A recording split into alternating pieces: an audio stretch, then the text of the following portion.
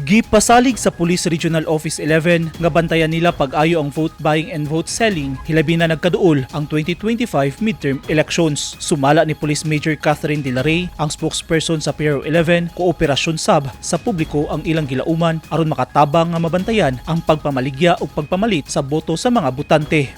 Importante nga i-report din ninyo kung ay nagakamang din na sa vote buying or vote selling kay para adtuan dayon namo.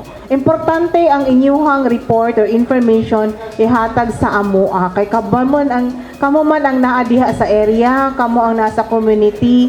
So dili may maka-act kung walay report na moabot sa moa. Silutan ang mga masakpan kay gikonsidera nga usa ka election offense ang vote buying and vote selling. Duna kinisilot nga dili moubos sa usa ka tuig ug dili mulapas sa unom ka tuig nga pagkapriso gawas sa ubang silot nga nakalatid sa balaod. Ang paghatag og kwarta sa kandidato ngadto sa botante o dikha in kind sama sa bugas ug dilata nga patago usa lamang sa mga paagi sa vote buying and selling.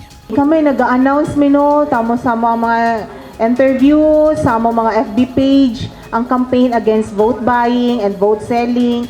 Ginainyo na mo dito nga bawal na siya, kung madakpan mo, pwede mo mapriso, and then report dayon kung naay mahitabo na yung anak. Pahimangno sa kapulisan ug COMELEC karong panahon sa eleksyon, mas maayong likayan na lang ang pagpamalit ug pagbaligya og boto.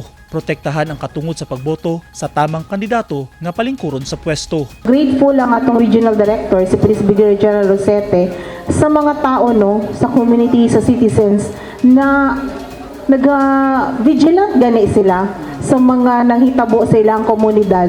Unya, mga unusual na mga activities, naga-report dayon.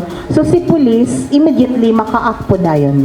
Gikumpirma sa PRO 11 nga dunay nasakpan nga pagpamaligya ug pagpalit og boto. Usa niini ang nahitabo sa Davao City ug usa sa Davao de Oro nga naa na sa COMELEC ang reklamo.